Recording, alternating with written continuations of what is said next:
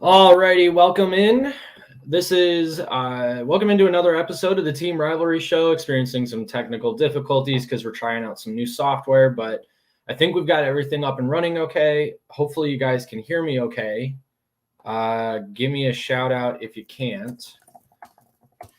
I've got my, I guess you could say, producer remotely I'm talking to make sure everything sounds okay. I think we're all right. Haven't heard any problems yet. Okay, yeah, we're good to go.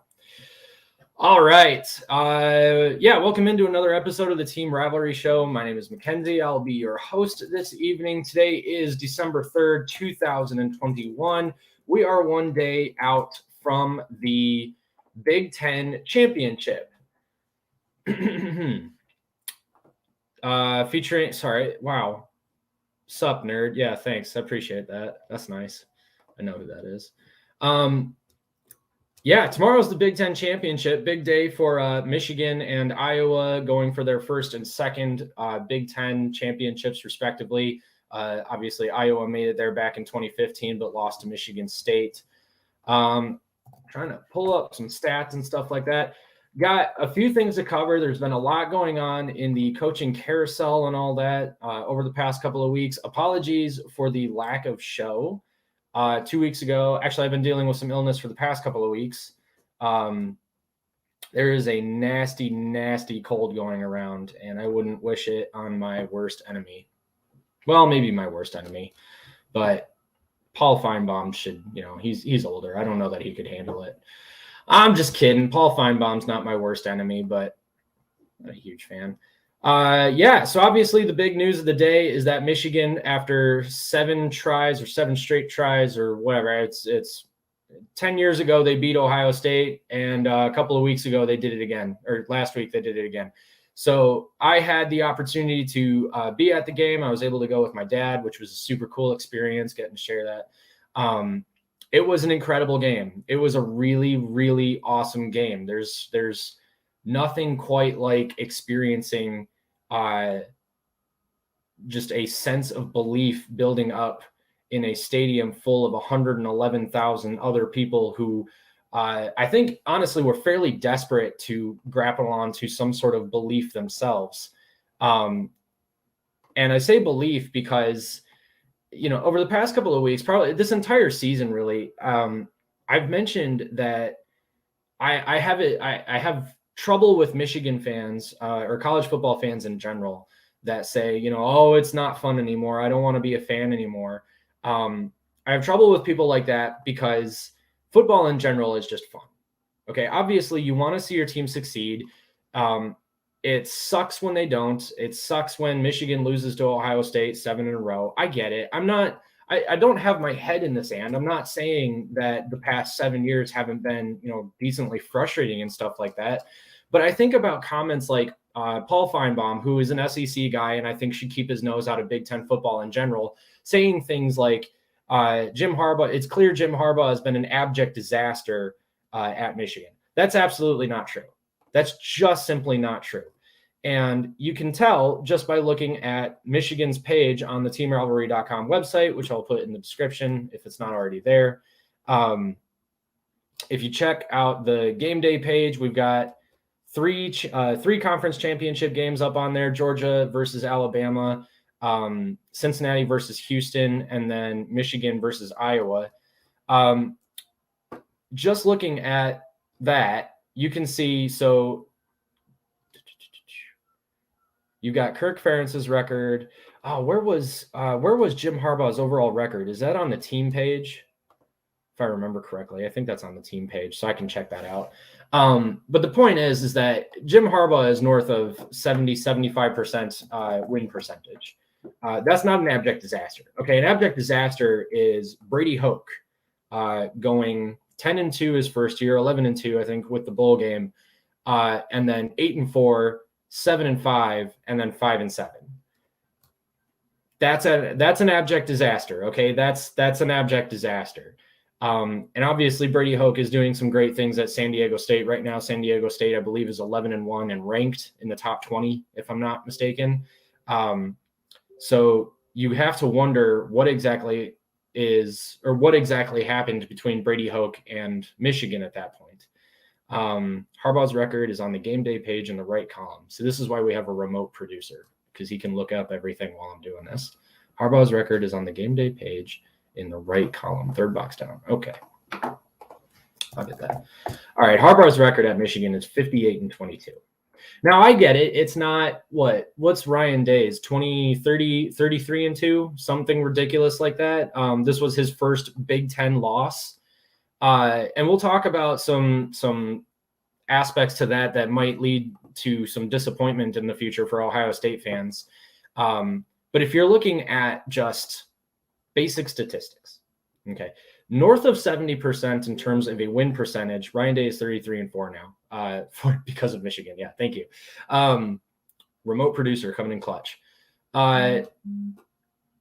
Being north of 70% in terms of win percentage, that's a good career. Okay, that's a really good career. Now, I get that there's kind of this hierarchy among college football coaches and teams where you've got, your 70% range, coaches in the 70% range, your Jim Harbaughs of the world, your, oh goodness gracious, Kirby Smart until recently, I would say, your mid to above average kind of coaches. Okay, so they're not elite, but they're good, solid coaches, right? I mean, Michigan I wouldn't necessarily say that Michigan during Harbaugh's tenure has been an elite team, but they've been good. They haven't had a losing record under Harbaugh. They had 3 under Hook, or 2 under Hook. They had 2 under Rich Rod, okay? So saying that Jim Harbaugh has been an abject disaster is just a completely false statement. If you're going to define Harbaugh as an abject disaster, then you have to look at every other coach who's gone under 70% win percentage. Dan Mullen at Florida. If Harbaugh is an abject disaster, and obviously Dan Mullen got fired a couple of weeks ago, but if Jim Harbaugh is a disaster, Dan Mullen, how was he ever allowed to coach? And Dan Mullen beat Harbaugh at one point. Beat him in the Citrus Bowl, I want to say. It's Florida's first ever victory against Michigan was in the 2018 Citrus Bowl, Peach Bowl, something like that. It was a New Year's Six Bowl. That was obviously after Michigan's self-destruction in the 2018 Ohio State game. So point is that Harbaugh has absolutely not been an abject disaster, but you've got your 70% range, which is your Jim Harbaughs of the world and stuff like that. And then you've got up into the 80% and 90%, which is your Urban Meyers, your, I don't know where Nick Saban is at this point, but I don't think anyone would necessarily argue against Nick Saban being one of the more elite coaches or the most elite coach, one of the best coaches in college football history. I don't think that there's any argument there. But for whatever reason, and I think a lot of it has to do with a certain level of arrogance among the Michigan fan base, or at least the boosters anyway, is that Michigan gets picked on quite a bit because everyone's saying Harbaugh is going to come to Michigan and turn them immediately into an elite team that's going to take on Ohio State, Alabama, Georgia, Clemson while they were good every single year. That was never the case. That was never going to happen. I'm not saying that it wouldn't have been nice if it happened, obviously, because you want your team to win. What I'm saying is that Michigan, you had Rich Rod was there for 3 years, Hoke was there for 4. So you had 7 years of actual abject disaster, of a program that was in an actual crisis that had to be rehabilitated. And they brought in a guy who could come back, or they brought in Harbaugh, who could come back to Michigan and say, like, hold up, here's your identity. Your identity is this. And you'll remember that first year, 10-2. Okay. The second year, 2016 was, I think, also 10-2. That was JT was short. That was that game. JT Barrett absolutely was short. So 10-2. You got back-to-back 10-win seasons. For a team that had just gone 5-7 in 2014, they go 10-2 in 2015, 10-2 in 2016. 1-1 in bowl games, 2015 and 2016. That's a team that had just gone 4-7, 5-7, 5-7 in 2014, 4-8 maybe, and then 7-5, I believe, in 2013, if I remember correctly. That requires those types of things are program identity changing events. Rich Rod was not a Michigan man, and that's exactly why Michigan should have kept him around. Obviously, the defenses had some issues. I can't remember the defensive coordinator's coach. All I remember is that his last name was Robinson. He was terrible. His defenses were awful. Michigan was scoring actual points a minute in some of its games. Not literally, but although I just said actually, so I guess that's whatever. But Michigan was scoring in a lot of cases north of 35 points in most of their losses, in a lot of their losses. I remember the 2009 Illinois game or 2008 Illinois game. Michigan won 63-60, putting up basketball kinds of numbers and stuff like that. That shows, and Rich Rod was, I believe, the inventor of the spread offense, if I'm not mistaken, or at least had a huge hand in developing it. So his offenses were very much a different identity from what Michigan normally was. Michigan was obviously the power offense, power O, tight ends, fullbacks, that kind of thing. So they go into spread offense. It's not going to work. Spread offense was not, Spread offense did work. The football philosophy that was being brought to Michigan was a culture shock for a program that used its fullbacks and used its tight ends. And they threw the ball on 3rd and 8 and longer when necessary. And they played mostly possession, field position types of games. That's how they won. Ohio State makes this change towards spread offense. Jim Tressel comes in and reinvents Ohio State football, especially on offense. Because from the 90s into the 2000s, Ohio State wasn't very good. Michigan got their win, I believe, in 2002, I want to say. This is all information you can look up on the Team Rivalry website. So if I go to Rivalry, I'll pick Modern, pick the team. The teams are broken up by conference, which makes it super easy. So Michigan versus Big Ten, Ohio State, earliest season, 1869, but we'll go up to 1990. Here we go, 1990 to 2021. Show me the rivalry. All right, so 1990 to 2001, Ohio State is 19-11 with one tie. One tie. Ooh, I didn't realize they were tying that recently. 2002, let's go. Okay. Sorry, I need to go back a little ways. All right, so 1990, Michigan wins 16-13. Well into the 90s, we're looking at, okay, so 1991, Michigan 31-3. 1992 is when they tied 13-13. 1993, Michigan 28-0. 1994, oh my goodness, that's my birth year. Ohio State won. Dad, why didn't you tell me? All right, anyway.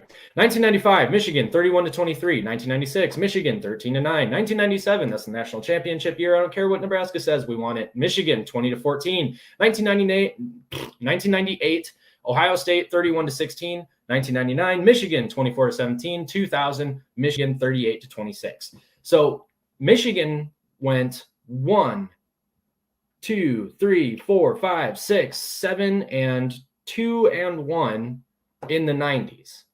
Okay, and then when does Jim Tressel get hired? Jim Tressel gets hired, I believe, in 2001. Jim Tressel, Ohio State. Jim Tressel, coaching career, Miami University in Oxford, Ohio. I drive through there a lot, or I see the sign on the highway there a lot. He was hired at Ohio State in 1983 to be the quarterbacks and receivers coach. And then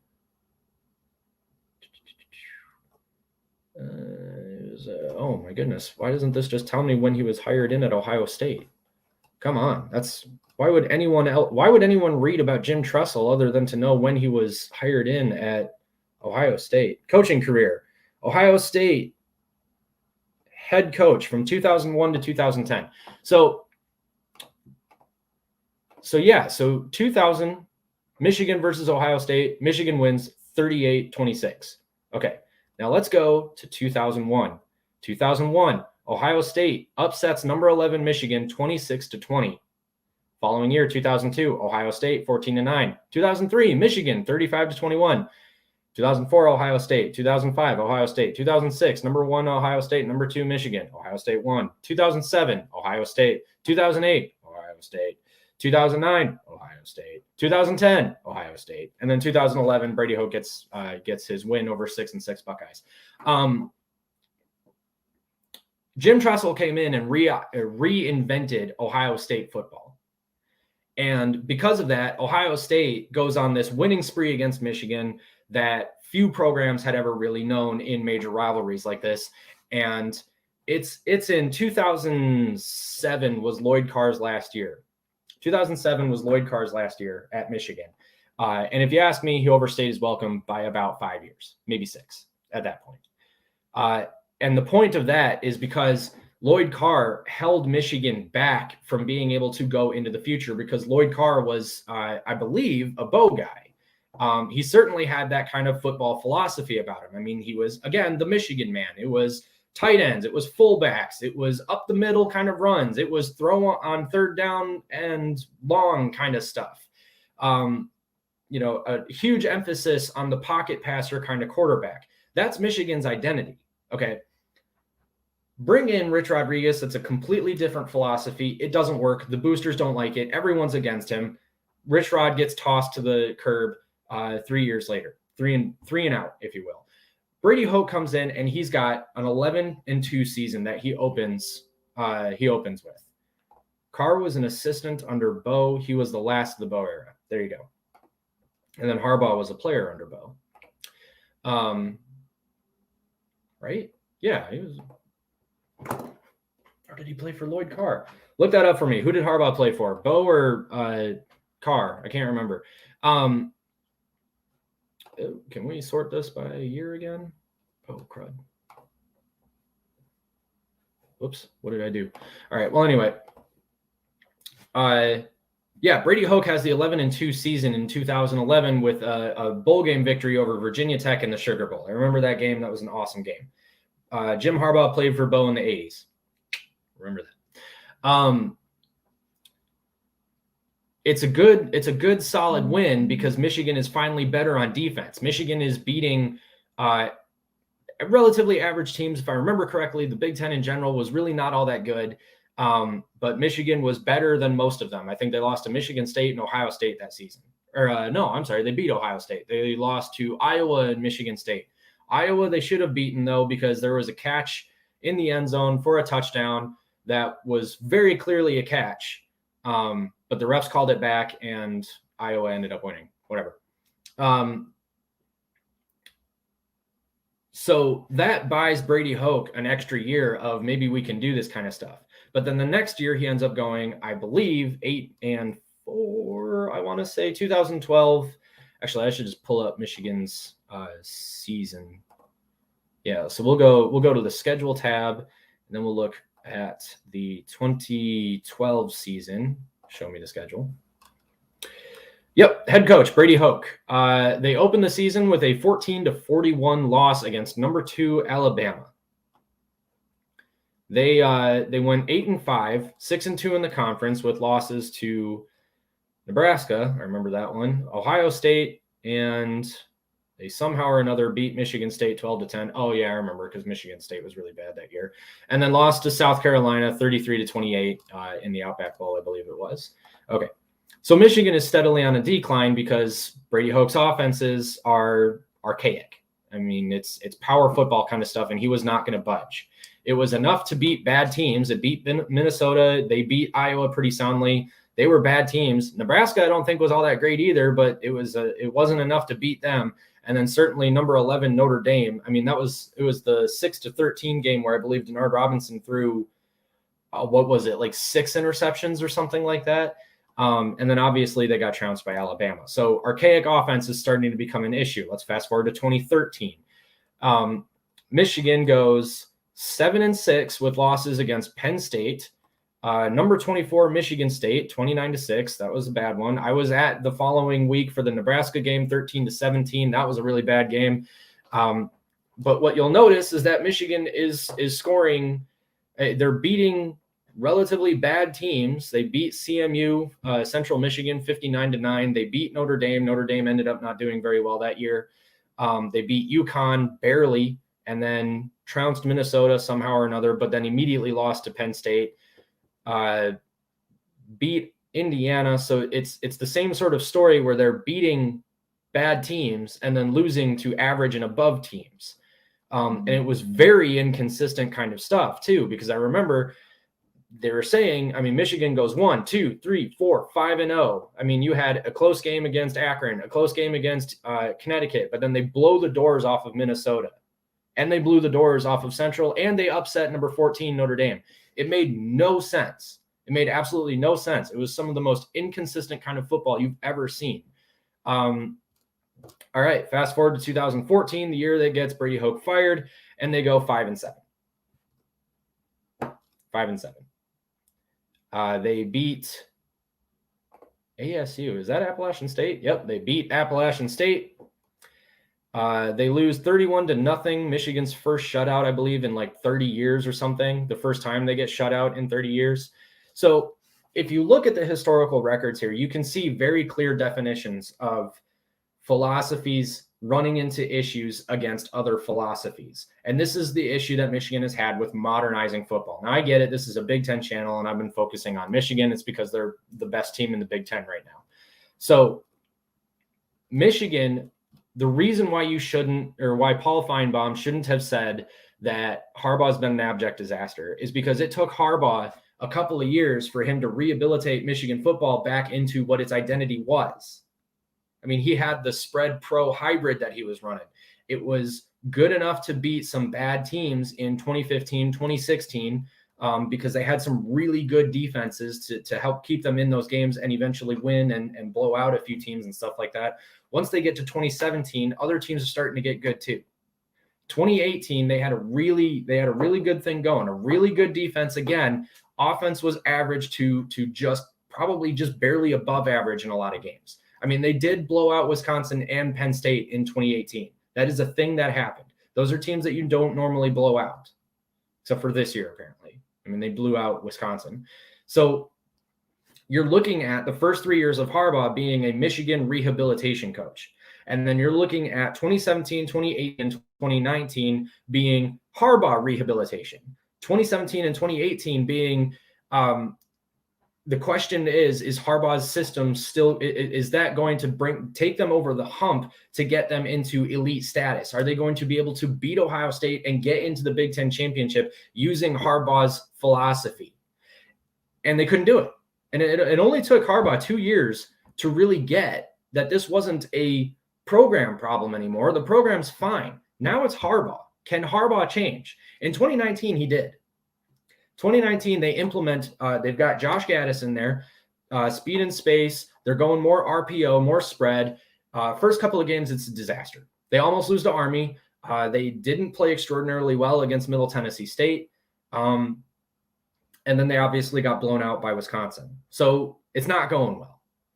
And then something clicked in the second half of the Penn State game, because they got back to basics. They started to get back towards what Harbaugh wanted to initially do, while slowly implementing some new players, getting in something that would slowly but surely implement this new system.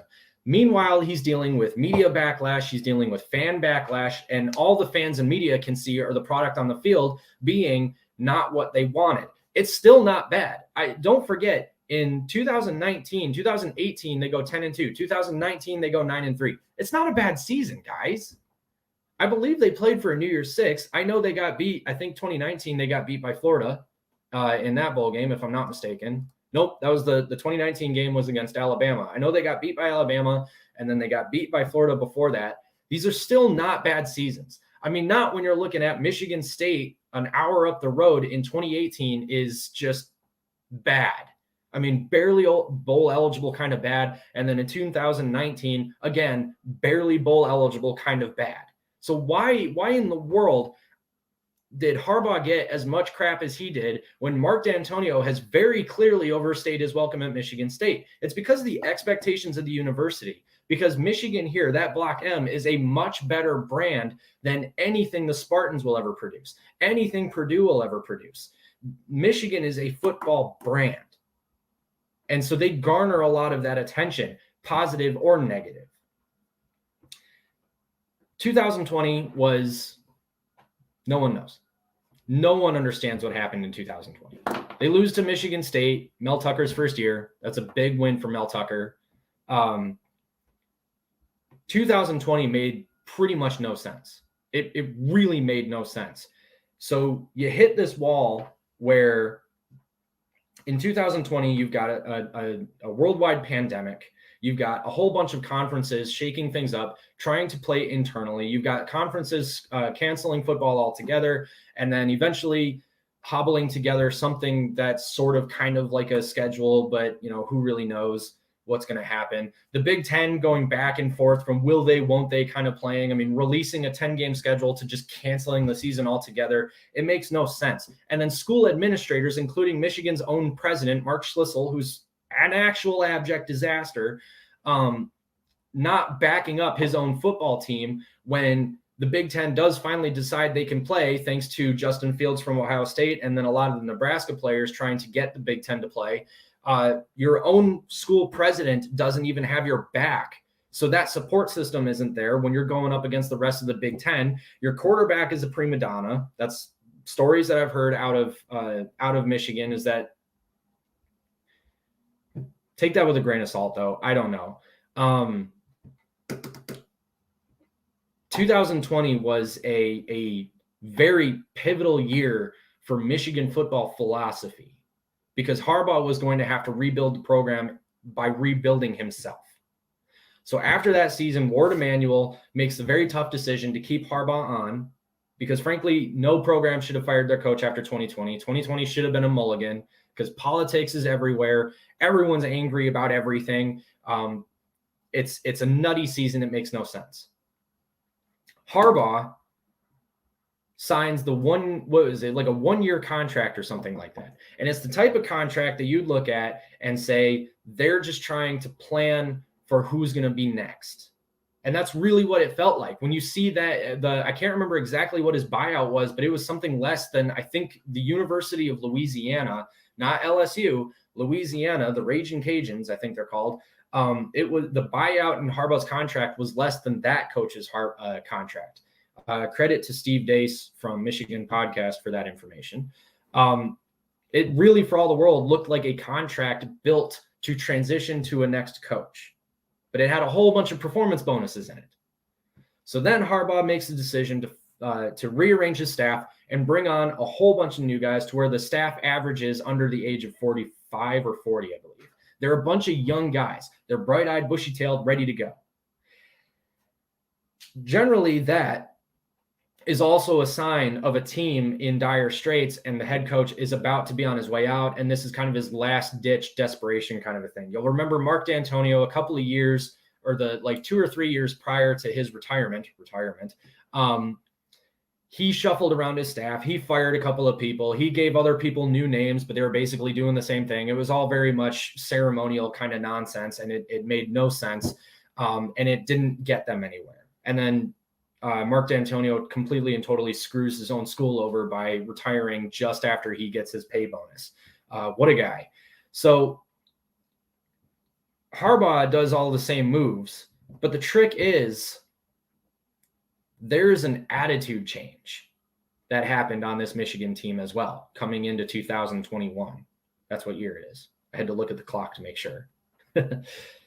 There is a there is an attitude change that happened on this team. And you could see it I went to the Western Michigan game again with my dad, and you could tell just looking at this team that they were ready for something a lot bigger. But again, they don't get any of the recognition. Why? Because there are a whole bunch of fans and a whole bunch of people in the media spreading narratives about how Harbaugh will never beat Ohio State. Paul Feinbaum said Harbaugh is incapable of beating Ohio State. He's incapable of it.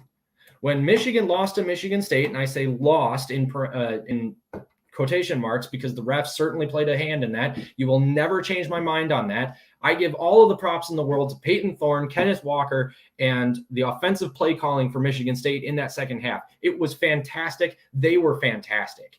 The refs overturned a touchdown that should have counted that would have given Michigan the ball game. It's just the truth. That's just the truth. That's just what happened. Okay? So Michigan loses to Michigan State, and the media narratives pop up again. This is why after that game, I started kind of developing this narrative of the media needs, ESPN needs Michigan to be that middle of the road because they bring the eyeballs to the game. But they want their brand. They want their guys, Ohio State versus Alabama. They want their rematches. Oh, what's going to happen this time? You know, what they didn't account for, or maybe they did, because Michigan's now in the Big Ten championship game. The Big Ten admitted to the bad call in the MSU game that gave MSU the game.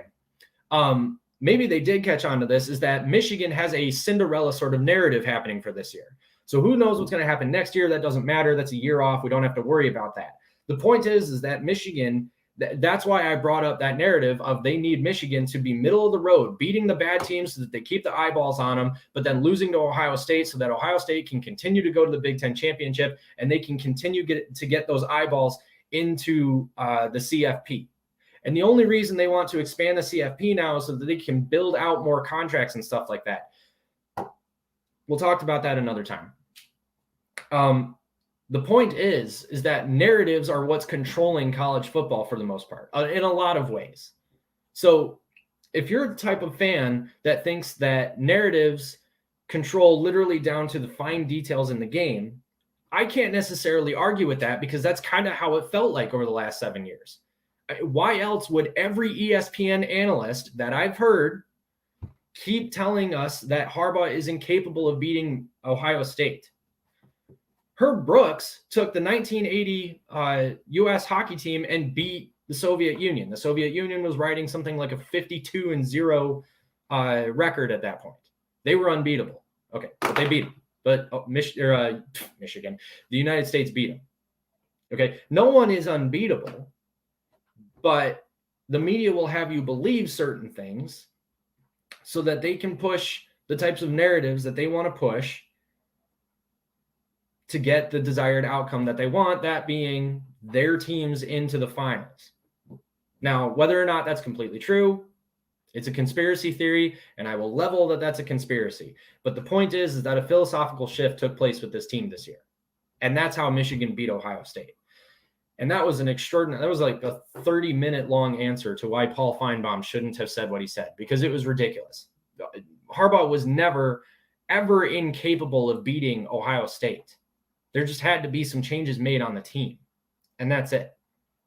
So I don't know how I'm going to cut these up into smaller segments to upload to the YouTube page, because that was like a half-hour segment. I should probably next season, and I'll go through this towards the end, but we've got some big plans for Team Rivalry coming up for next season and then over the off season. But we'll definitely we'll break things down into smaller chunks and talk about more topics and stuff like that. Lots of news going on in the coaching carousel for sure. Brian Kelly going to LSU. I've heard a lot of I've heard a lot of narratives one way or the other. I've heard some people say that this is a fine hire. It kind of makes sense. I've heard other people say that there's no way this is going to work. Brian Kelly is not an SEC guy. My thing is that I look at Brian Kelly at Notre Dame, and I see a guy who has put Notre Dame in the college football playoff twice and gotten blown out both times. They were in the 2012 national championship, got blown out 1 million to 14, I think it was at the time. So if you're looking at a football program that is absolutely one of the bigger brands of college football, Notre Dame is one of those teams. And Brian Kelly just made them look like a stepping stone, which is a huge slap in the face to those kids who lost to Cincinnati and then fought their way back to get themselves in a position where they could potentially get into the college football playoff. And Brian Kelly jumped ship before the playoffs. So that kind of makes you wonder, where is Brian Kelly's head at? Does that mean that he was looking at the LSU job like, this is my last chance to get to a team that could have a realistic shot at the national championship? Which is funny to me because I think Notre Dame has had a realistic shot at the national championship every time that they've been in the game, in the playoffs. Whatever. And that's before that's before kickoff. Okay. You think that before kickoff, and then obviously the game progresses and you're watching Notre Dame get blown out and you're thinking, what in the world is going on here? Notre Dame is normally a very strong team. That's not the case here. In the end, though, Brian Kelly just makes Notre Dame look like a stepping stone. So, congratulations to Notre Dame for getting I believe they hired their defensive coordinator, Marcus Freeman, to be their head coach. So he's already a Notre Dame guy. You know what he's about. We'll see what he can do with the team moving forward. But I would be hard pressed to believe that Brian Kelly is going to have much more success at LSU. I mean, he's already Notre Dame's best coach ever. More wins. More meaningful wins, I believe, even. It's interesting to me that he would leave a program like Notre Dame for LSU at this particular time, because LSU is a complete and total dumpster fire, And that's just 2 years removed from a national championship, which makes little sense in itself. But Notre Dame has everything in front of itself still. I mean, they could win the national championship. They could sneak in depending on some losses and stuff like that here in championship games, which we'll go over in a second. But goodness gracious, I mean, I personally don't understand the move. All I can really think is that Brian Kelly's 60 and he really wants to win a national championship, and he must not think that he's going to get it at Notre Dame. I don't know why he thinks he's going to get it necessarily at LSU. Better talent pool, sure. But I'd be curious to know what the state of the LSU administration is at this point. Other coaching news, Lincoln Riley's heading over to USC. Lincoln Riley doesn't want to compete in the SEC every year, written all over it. Oklahoma has had some good opportunities to get into the CFP and hasn't been able to do it as members of the Big 12 conference. So I kind of get it at that point. I mean, your program, once I said this at the beginning of the season when Oklahoma and Texas first announced that they were going into the SEC, Oklahoma and Texas, once they get into the SEC, are going to be middle of the road teams. I would not be surprised if they would be the type of team that Mizzo is every year, Missouri. Certainly Arkansas has had a really good year this year, but they've been bottom of the pack in past years, mostly when Brett Bielema was there, I believe. I wouldn't be surprised if Texas and Oklahoma were just 2 or 3 spots ahead of Arkansas, right around the Missouri range. Maybe they have a tough game against South Carolina. They should probably beat South Carolina kind of stuff. But once they go up against Alabama, once they go up against Georgia, and heck, who knows what happens with Brian Kelly at LSU at this point? I mean, like I said, I'm hard-pressed to believe he'll have success there. But if he does, then you have to go up against another staple in the college football pantheon of coaches. So Lincoln Riley probably doesn't want to deal with that.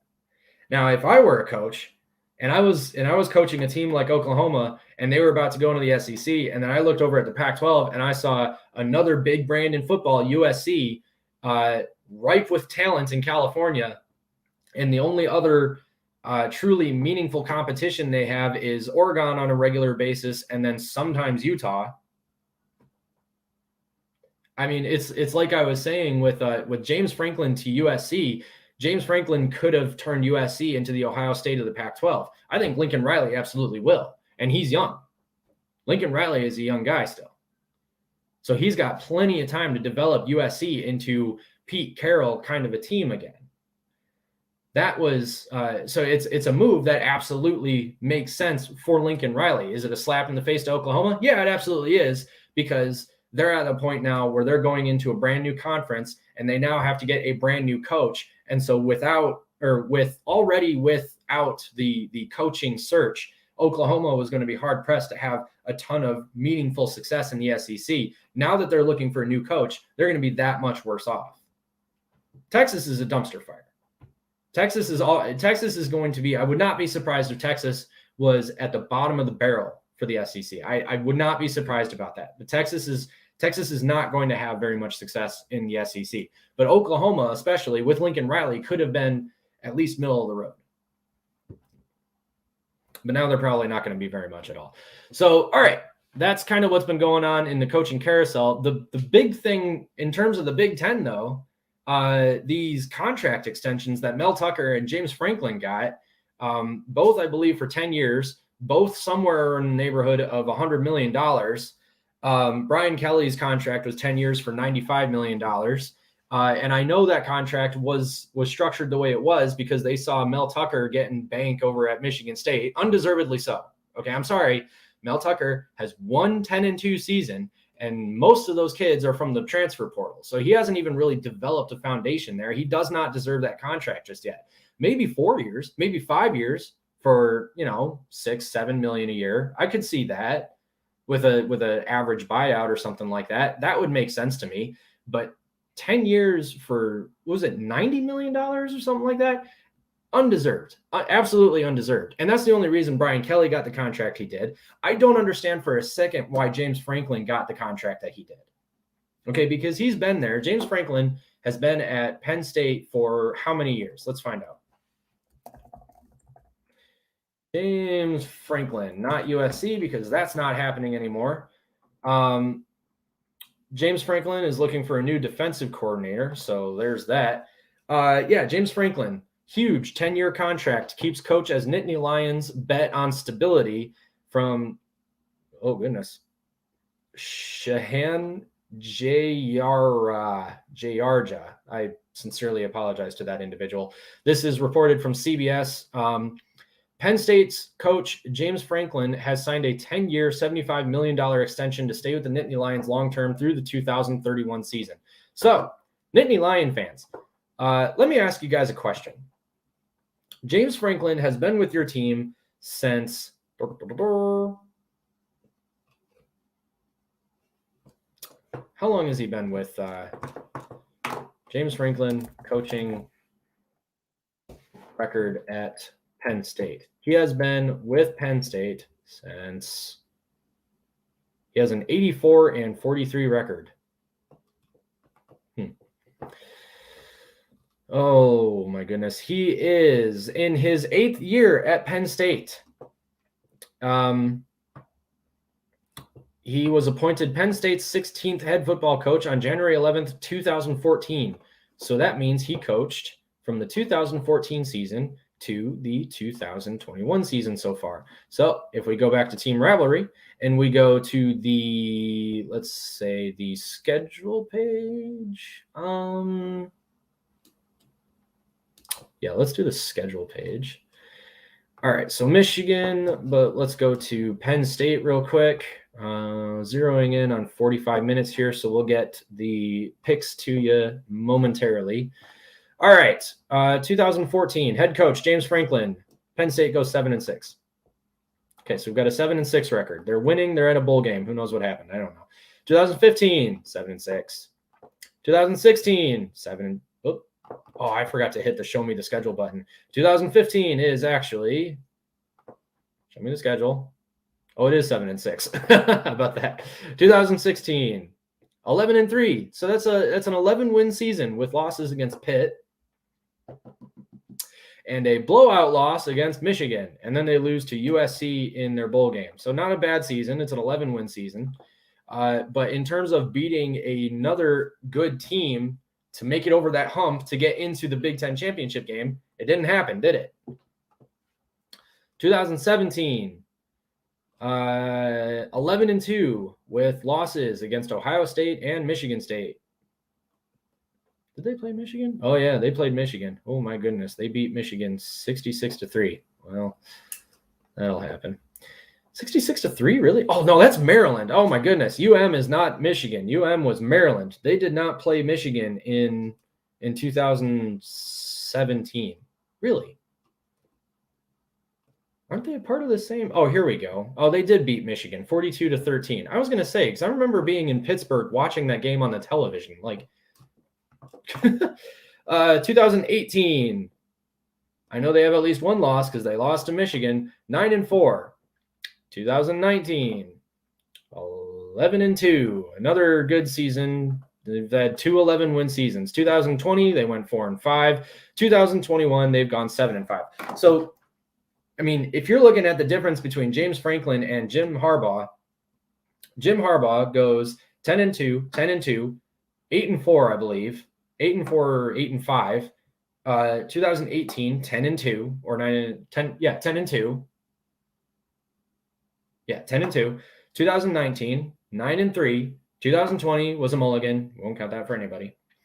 And then 2021, 11-1. James Franklin, 7-5, 7-5, 11-1, 8-4, or 8-5, 9-4, something like that, and then a couple more 7-5s.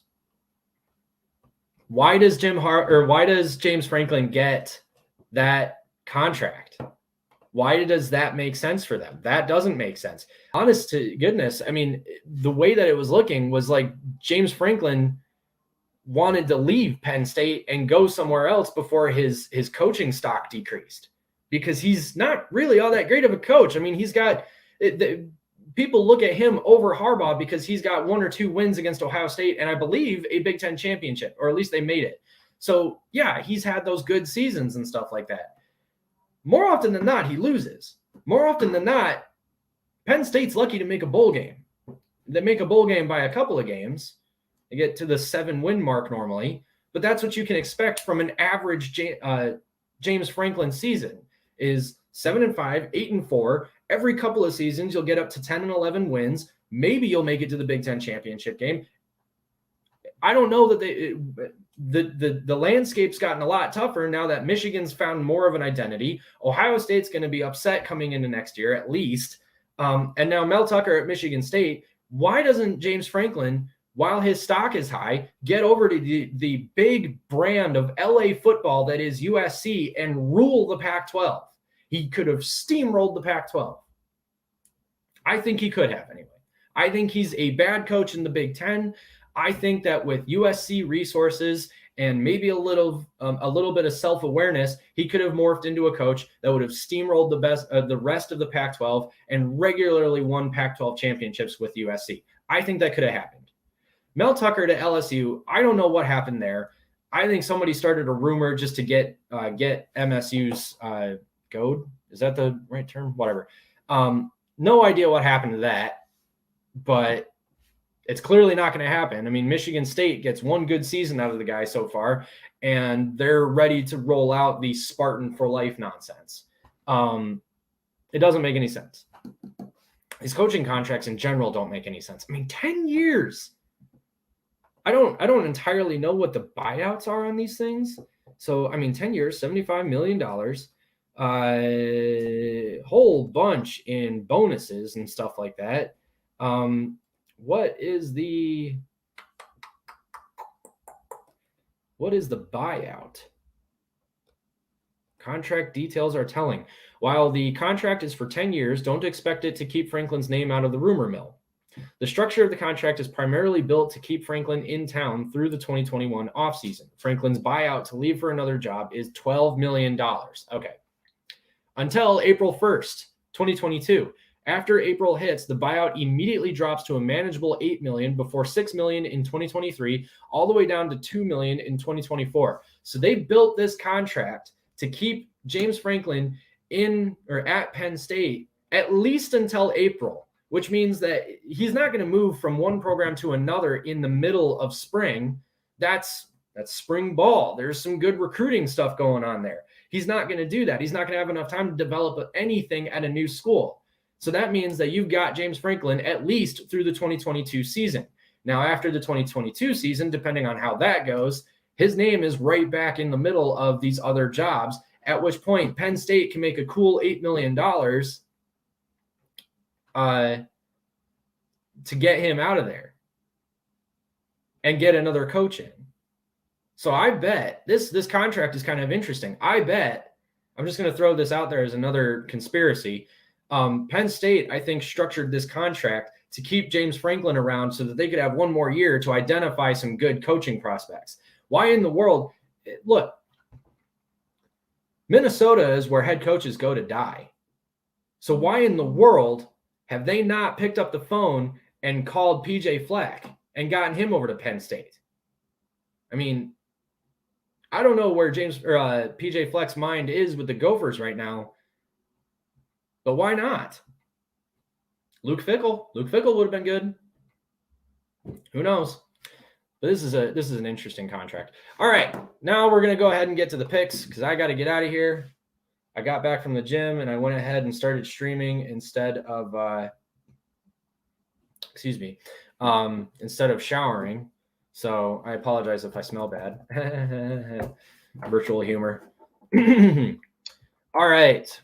So looking at, we're going to go ahead and just quickly call two of the conference championship games, but I'm real quick going to run down this list. Oregon at Utah. Utah won the first matchup. Utah is currently favored by 2.5. I think Utah is going to win this game. And I think that when Utah wins this game, the Pac-12's really got to look at itself because, I mean, you've got number 10 Oregon, who has a victory on the road against Ohio State. That's still a good victory. Okay, it's still Ohio State. And then Utah beat them, which self-destructs the Pac-12 in terms of any shot at getting into the CFP. Washington is the only team I can think of right now that has made the college football playoff. Actually, I think Oregon's made it once, but I can't remember off the top of my head. They're not a regular. They're not even an usual. They're not even a, maybe they'll make it. Every year you're looking at the Pac-12, like who has the best shot to make it if they win out. But they inevitably don't. Oregon's coming off of the Ohio State game like the clear favorite to make the CFP or to be the clear favorite for the Pac-12 to make the CFP, and they go and they lose to Utah. And then I think they lost one other game. Yep, they're 10-2. So the Pac-12 continues to fall in on itself. Baylor and Oklahoma State. I believe Oklahoma State won the first matchup here. I actually forgot that the Big 12 got themselves a playoff or a conference championship game. Let's check out the full schedule. I don't want to check out the full schedule. We'll just look at the game real quick. Oklahoma State absolutely needs a victory to get into the playoffs, which I think that they should. I think, and I'll kind of tie this in with what I say about the Georgia-Alabama game. Oklahoma State, I think, is the better team right now. I mean, they've got the better record. I think that they deserve that number 4 spot if they win this game. I think that they do. And I think that they'll get it. They had a good, I believe it was a comeback victory against Oklahoma in, what do they call it? Bedlam, I think is their rivalry game. Utah State versus San Diego State in the Mountain West Championship game. Brady Hoke is the head coach of San Diego State right now. He's in his second stint, and San Diego State is 11-1, ranked number 19 in the nation, and they are favored by 6 against Utah State. So congratulations to Brady Hoke. He's apparently a really good Mountain West coach. Appalachian State versus Louisiana for the Sun Belt Conference Championship. App State is favored by 3. Louisiana is ranked number 24 and 11-1. Raging Cajuns have actually been pretty good this year. I'm going to say that Louisiana is actually probably going to win this game, although I think Appalachian State won the first time they played. Because if I'm not mistaken, I put money on Louisiana to beat App State, and then App State ended up like trashing them, if I remember correctly. I don't want to look at the full schedule. That's just what I'll go with. I'll pick the Louisiana Raging Cajuns to win that. All right, so we get to our first actual call for a championship game. Let me pull up the team rivalry picks. Goodness gracious, my nose is itchy. All right, number 1 Georgia versus number 3 Alabama. If I say that Georgia is going to win this game, then Georgia is going to lose this game. If I say that Alabama is going to win this game, then Georgia is going to win this game. So there's really nothing that I can do here that gives me any sort of ability to offer clear, concise analysis to this game because I have no idea what's going to happen. Logically, you look at Georgia's 12-0 record, they've destroyed everybody, and you say they should probably beat Alabama, a team that was losing to Auburn 10-0 with 7 minutes left in the fourth quarter. Yeah, I know they came back and they won it in their silly new little overtime platform. Whatever, that's fine. But they were losing most of that game. Georgia doesn't have the type of defense that you can have 0 points in the fourth quarter and come out of that game victorious. There's no last minute double digit comeback against Georgia. On the flip side, Georgia has never beaten a team with less than 3 losses.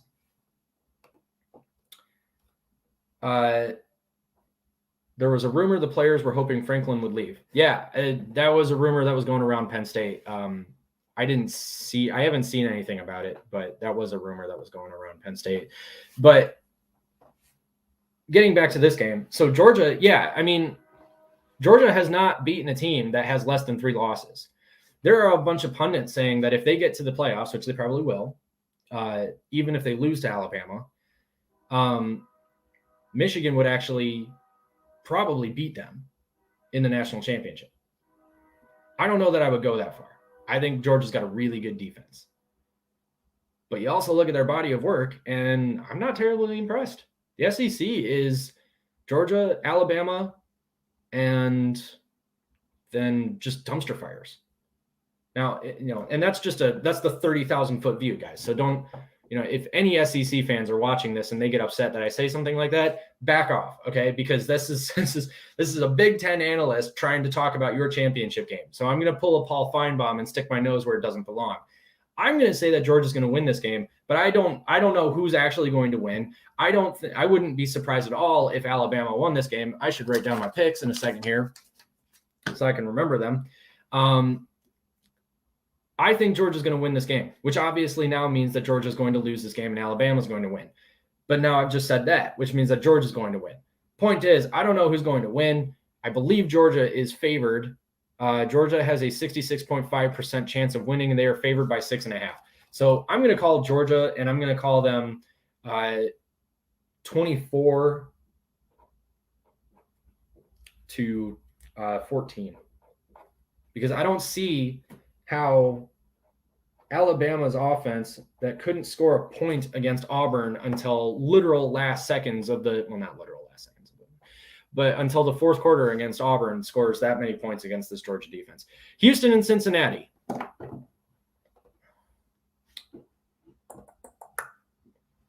Houston and Cincinnati. Cincinnati favored by 10.5. Cincinnati's going to get screwed by the CFP committee. I just know it. They would have the chance of being the first group of 5 team into the playoffs. And I have this horrible feeling that they're going to get screwed over by the CFP because they don't have the wins. They've got a win over Notre Dame. They do. And they would have a win against Houston. Houston's not bad. And this is even if they beat Houston. Houston is not a bad team. So the question is, does Houston, with a relatively decent offense, if I'm not mistaken, 38.8 points per game, which is right up there with Cincinnati's 39.6.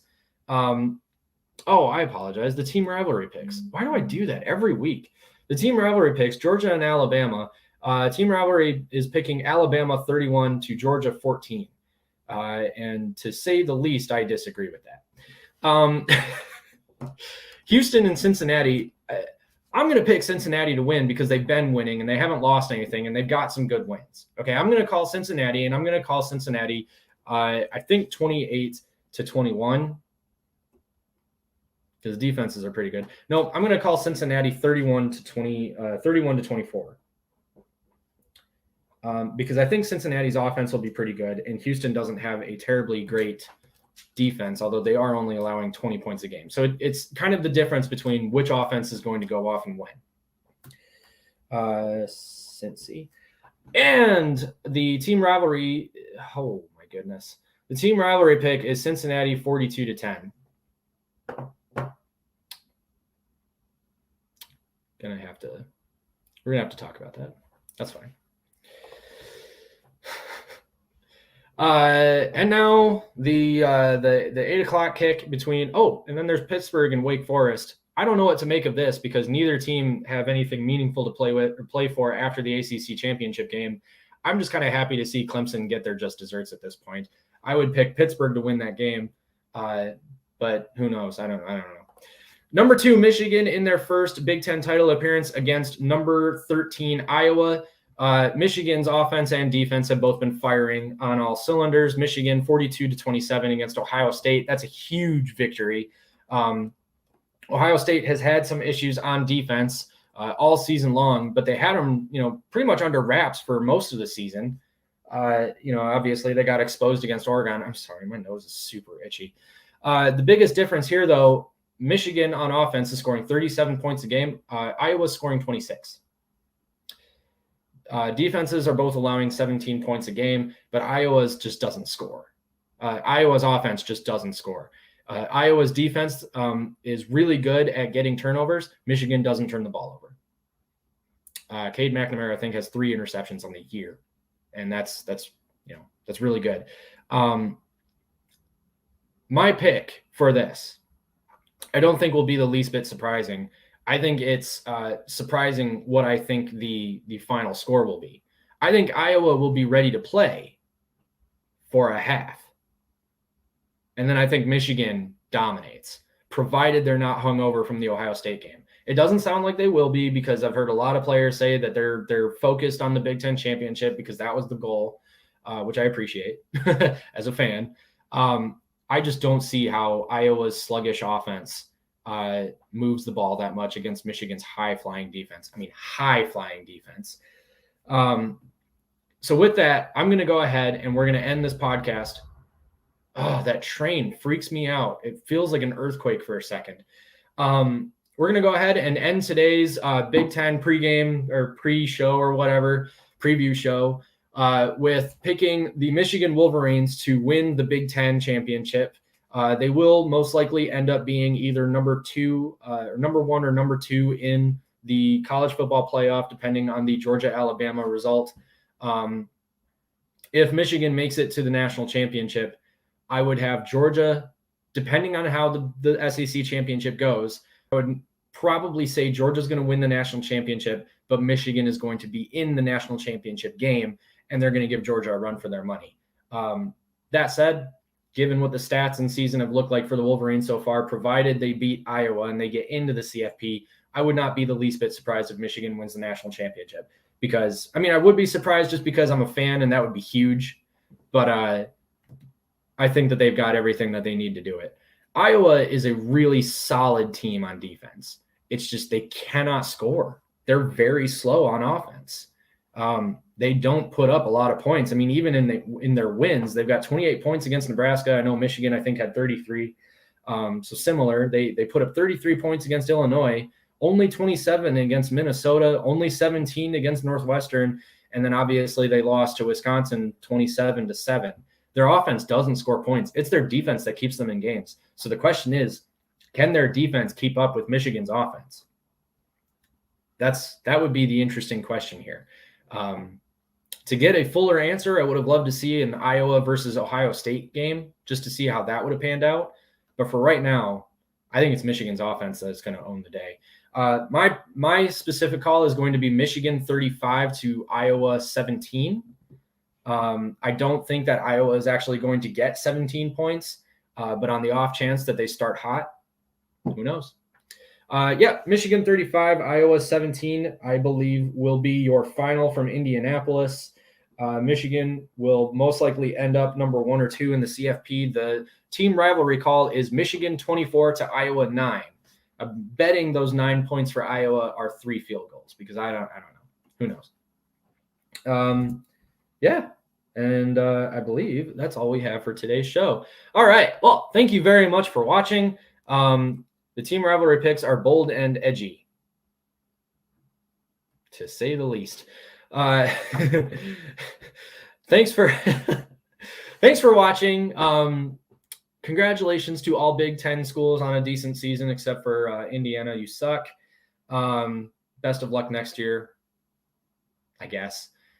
Enjoy the game tomorrow. I haven't decided whether or not I'm going to do a watch party or a recap or something like that. Probably a recap of some sort, just to talk about the game, get some more content up on the website.